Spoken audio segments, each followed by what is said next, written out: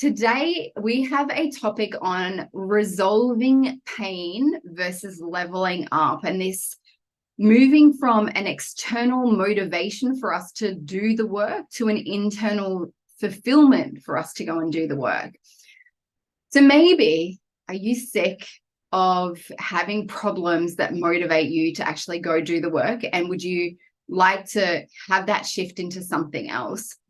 So today, that's the very topic we are going to explore. So welcome to this in-depth question for today. So we're going to explore this topic of like, why do we need pain or use pain as that motivator for us to go and resolve our emotional charges? And then how do we essentially go about using the work as a way to level up and achieve our goals and to push ourselves into a new direction, but not from a pain point, but more from a alignment, fulfillment sense. So I have my breakthrough. These are all my breakthroughs I did.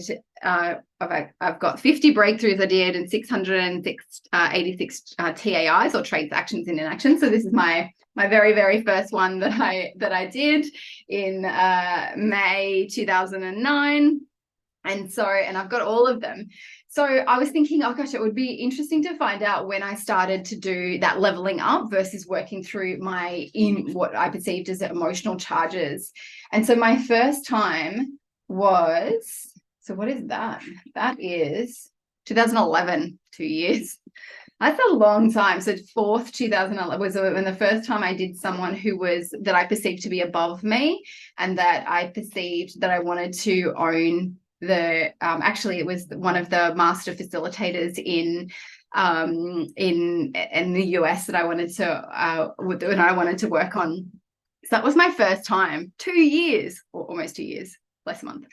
So it's like, for all that time, I was just so focused on doing this. I've got so much pain and so much challenge that I want to go and resolve, but I felt like at times, and maybe you feel like this sometimes as well, where you have to create pain in order to come back and do the work again, or you stop doing the work. We stop doing the things we've created a level of success and fulfillment. We stop doing the very thing that helped us get there, and then our mindset work, and then we create more pain to go back to do the mindset work again, and then go, oh my gosh, how much I love my life like this. And I love applying the work, but we've needed it from a pain point to motivate us to go and do it. And so maybe that then means you have to create divorce, health challenges, client issues. And so there's these pain points around that pushes you to do it. But what I want to open you up to the idea, if it's not already been open, but maybe drill it home if you've heard of it before, if you've thought about it before, but let's actually integrate that, is how do we then go from this extrinsic external motivation experience of applying the work to this intrinsic internal inspirational fulfillment of doing the work? And so we use the work to level up, or as we describe it inside of our maximum growth classes, that we smash through another growth ceiling. And so when we do that, a lot is going to change. So when we move from that lens to this new lens, is we're going to move from the external world to the internal world. And that is essentially why we do the work, is instead of so focused on the external and sometimes those external challenges, you're like, oh my gosh, I didn't ask for this. Whereas the internal one is more self-directed versus other-directed. And so we also then can create so the second part of that is also creating a challenge that you feel like is going to push you and evolve you and challenge you to a new level. And it adds maybe more purpose or lightness, and it's proactively doing the work rather than reactively doing the work.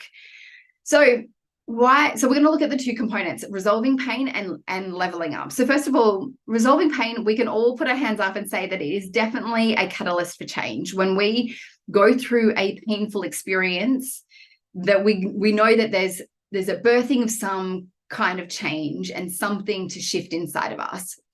And so when we experience perceptions of pain, whether it be our physical pain, an emotional pain, a relationship pain, a spiritual pain, a world dynamic pain, that it can be a powerful motivator for us. It can light a firecracker, up our behind and just get us moving. And and we all have that sometimes.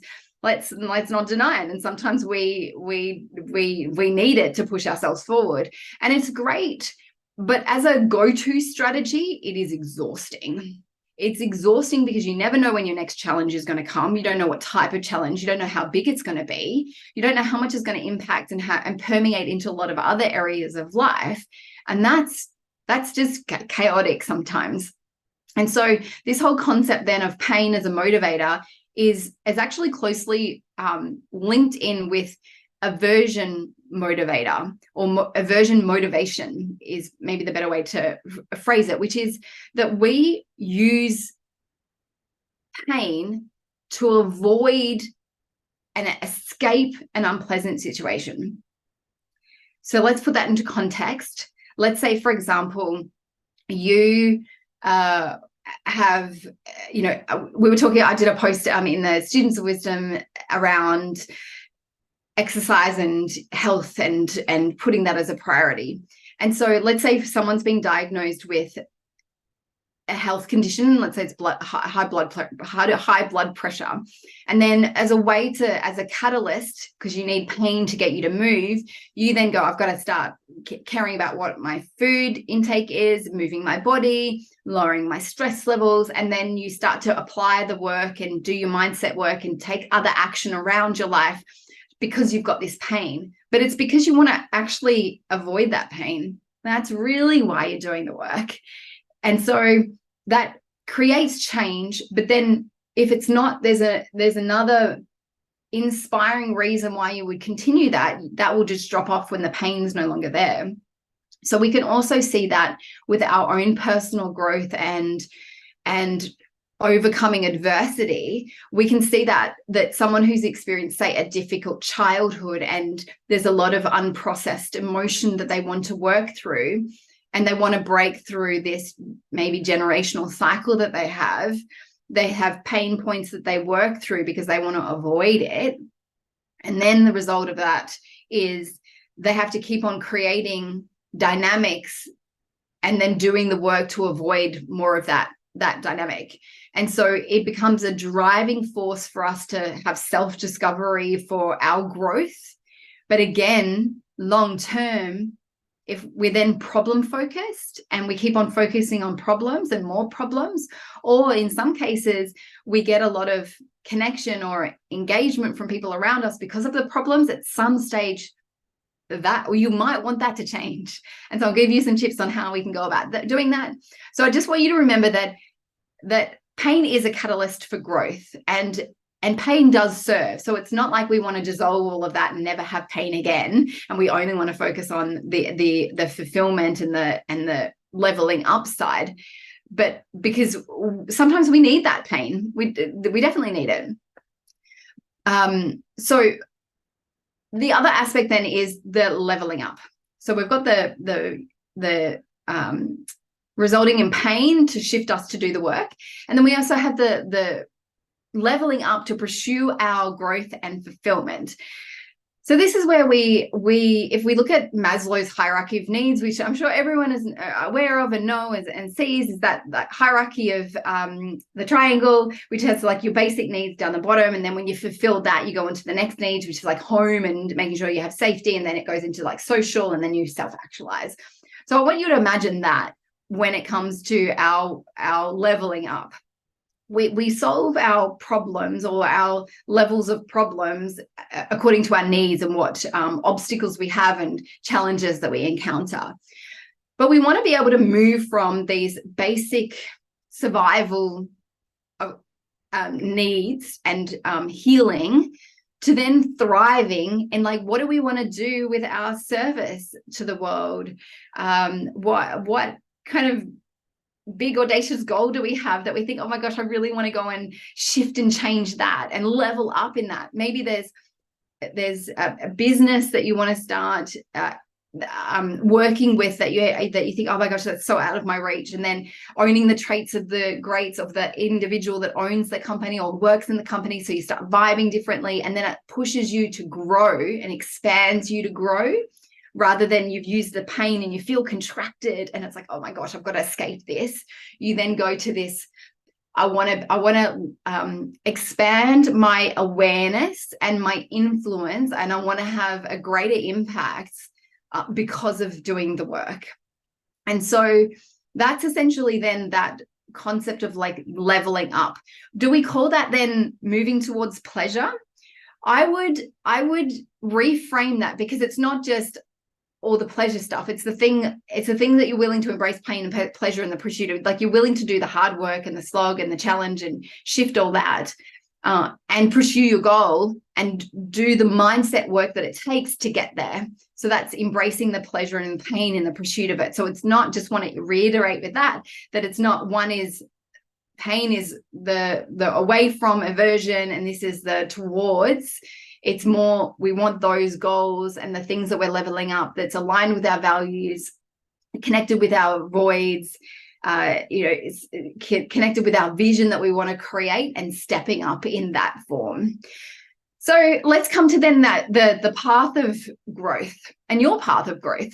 So we want an aligned path. One of my favorite courses inside of Maximum Growth, which I love doing each and every year, and we start that normally in the beginning of the year with all our business class members, and that's the Voids, Values, Vision. It goes over a total of 6 weeks, and that's how long it takes us to go through uncovering what your greatest void is, matching it with your current values, what you're demonstrating today, and then creating a super inspiring vision that's fulfilled, so that there's congruency and fluency between your voids, values, and vision, who you are, who your past pains with your current value, with your future, where you're moving towards. So we have that beautiful synergy between all of them. So when it comes to having aligned growth, self-concordance is this concept inside of psychology, which is around an alignment between your personal goals and your intrinsic values, or what you value most and what you're really interested in. And so when we set a goal that is then in alignment with that, so we just do the voice, values, vision, you are more likely to want to go out and achieve it and pursue it, because you genuinely feel connected to it. You feel like that version of you out in the future is you. You just got to go and get there. It's like run to go and get there. And so it isn't like this goal out there that you think, God, I'm not even doing anything right now. I'm not living my values. It's not really meaningful to me, void. And so because of that, it seems like, oh, it's a really big stretch. And then you're going to need some external motivation, push to get you there. And so what we want to do with this self-concordance is to set goals, or that vision, to be in alignment with who we are. That is one of the most important things that we can do, because then, especially when we're doing the work, we know how long it takes. Like, to sit down and do a Demartini method, I haven't actually done all the counted hours that I've done. If I've done on average a line a week, I don't know how many hours that is, but it's a lot.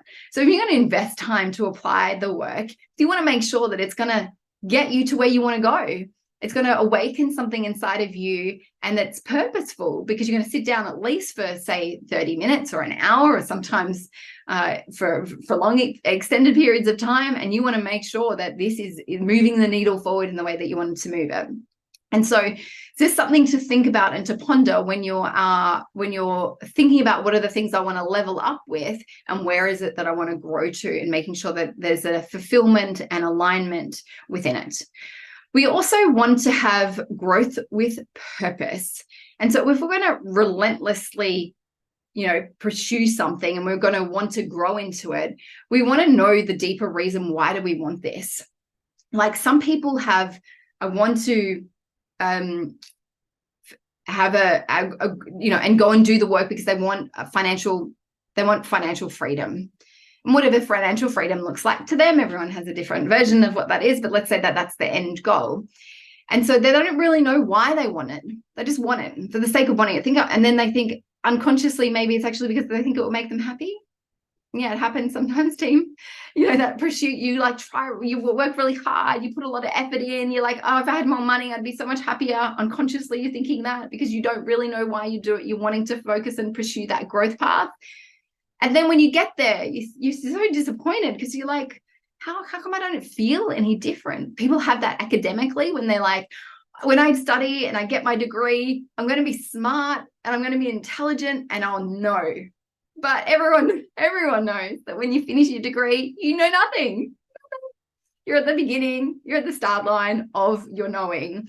And so we can, if we don't know why we're wanting to grow, why we're wanting to invest our time into something and doing the work, and we don't have a purpose behind it, it can be really flaky, and it can also be somewhat disappointing when you get there, because on your unconscious motivation of why you're doing it or reason why you're doing it gets revealed when you get there, and you're like, oh, did I just do all that work for this? And it's like, this isn't even what I thought it would be. So we want to know what's the exact reason why you want to have your growth and why you want to grow with that new purpose. And then the last little tip I want to give you when it comes to our growth path and doing it and applying the work, it is that we have to have a balance between that resolving pain and leveling up. If we live in the universal principles, which we did, I covered 3 of them in our previous in-depth class that you can go back and have a watch if you're inside of the Maximum Growth Academy right now, that we want to have a balance, essentially, because for us to swing to one side and go, that sounds so amazing, Tanya, what you're talking about, I want that leveling up, just give me level up, that sometimes we can stunt our growth in a way sometimes, because we're only choosing it. But as you know, and you reflect on all the pain points that you've had in your personal life or your business life or your life as a coach or health life, those seemingly random, but it's not random, challenges that you get that end up pushing you have so much richness in it, so much. It's like, whoa, you couldn't have chosen that path, because you wouldn't have chosen that path, but it's been such a blessing that it happened. That's when we've extracted all the meaning out of that experience, and we can find it and we've done the work with it. And so we want to have a balance between the both. So we don't want to think one is better and then doing the work because it's pain, well, that's bad, and you're doing it for the wrong reasons. And we put all this morality onto it, because then we're not living in accordance with universal principles. So we want to have a balance between the two. And let's all face it, sometimes we swing the pendulum a little bit too far one side, a little bit to the other side, and we just have to come back into our balance. So that is a wrap for our doing the work and finding the understanding of doing the work because it's from a pain point, doing the work because you want to go and step up and level up, and making sure that we find a balance in it, making sure that we have that self-concordance, which is around that alignment when we're choosing it, knowing our deeper reason and why we're going to go and apply the work, have a why, and know our why and be really clear with our why.